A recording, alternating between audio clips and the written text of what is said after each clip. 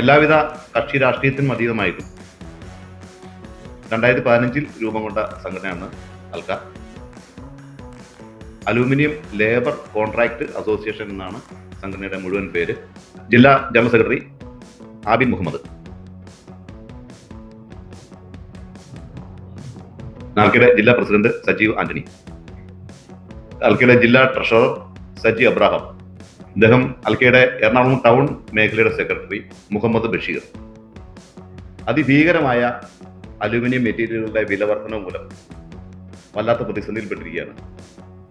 കേന്ദ്ര പൊതുമേഖലാ സ്ഥാപനമായ സർക്കാരിന്റെ കേന്ദ്ര ഗവൺമെന്റിന്റെ 51% ഓഹരിയുള്ള നാൽക്കോ എന്ന കമ്പനിയാണ് ഈ വില നിലവാരം നിർണ്ണയിക്കുന്നത്.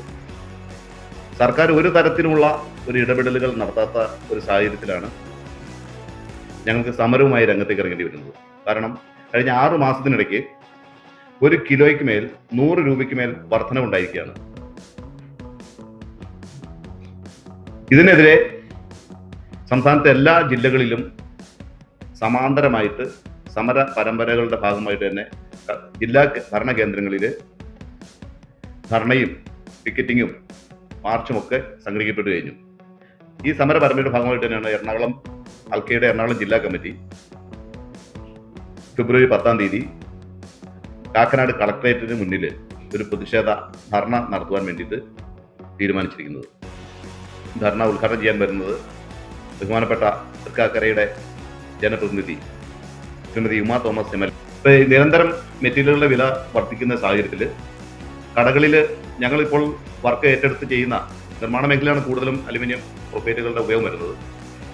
ഒരു വർക്ക് കൊട്ടേഷൻ കൊടുത്തിട്ട് മെറ്റീരിയൽ പർച്ചേസ് ചെയ്യാൻ പോകുമ്പോഴായിരിക്കും അതിൻ്റെ കടയിൽ ചെല്ലുമ്പോഴായിരിക്കും വില കൂടിയിട്ടുണ്ടാവും. അപ്പോൾ ഞങ്ങൾ കൂടുതൽ വില നൽകി മുമ്പ് കൊടുത്ത കൊട്ടേഷൻ വെച്ചിട്ട് നമുക്ക് വർക്ക് പൂർത്തീകരിക്കാൻ പറ്റാത്ത സ്ഥിതിയാണ്. അതുകൊണ്ട് നിലവിലെ വിലയും അതിന് ആനുപാതികമായ നിലയിൽ ഒരു കാലതാമസം വരുന്ന രീതിയിൽ അതിൻ്റെ വില പ്രാബല്യത്തിൽ വരുന്ന രീതിയിലേക്ക് സർക്കാരിൻ്റെ ഭാഗത്തുനിന്ന് ഇടപെടൽ ഉണ്ടാവണം. കടകളിൽ മെറ്റീരിയലുകളുടെ വില പ്രദർശിപ്പിക്കുന്ന ഒരു സാഹചര്യം നിലവിലില്ല. അതിന് മുൻകൈ എടുക്കാൻ വേണ്ടിയിട്ട് സർക്കാർ തയ്യാറാവുകയും വേണം. ഇത് പ്രത്യക്ഷത്തിൽ അലുമിനിയം ഫാബ്രിക്കേറ്റർ അല്ലെങ്കിൽ പോലും ഞങ്ങൾ ഗ്ലാസുമായി ബന്ധപ്പെട്ട തൊഴിലാളികൾ, അതുകൂടാതെ ഈ കെട്ടിടത്തിന്റെ നിർമ്മാണവുമായി ബന്ധപ്പെട്ട് അലുമിനിയം വിൽക്കുന്ന കച്ചവടക്കാർ പോലും ഇതുമായിട്ട് ബന്ധപ്പെട്ട് കണക്ട് ചെയ്ത് വിൽക്കുന്നവരാണ്. പിന്നെ പൗഡർ കോട്ടിംഗ് എന്ന് പറഞ്ഞ വേറൊരു വിഭാഗമുണ്ട്, ഇലക്ട്രോപ്ലേറ്റിംഗ് എന്ന് പറഞ്ഞ വേറെ വിഭാഗമുണ്ട്. അങ്ങനെ അലുമിനിയം ഫാബ്രിക്കേഷൻ എന്നുള്ള തൊഴിൽ മേഖല തന്നെ അഭ്യസ്തവിദ്യരായ ആളുകൾക്ക് സർക്കാർ നൽകുന്നതിന് തുല്യമായ രീതിയിൽ തന്നെ തൊഴിൽ നൽകുന്ന ഒരു ഇടം കൂടിയാണ് അലുമിനിയം ഫാബ്രിക്കേഷൻ മേഖല. അത് വേണ്ടത്ര പരിഗണന ലഭിച്ചേ മതിയാവും. കാരണം പൊതുവേ നമ്മുടെ നാട്ടിൽ തൊഴിലില്ലാത്തൊരു അവസ്ഥയുണ്ട്.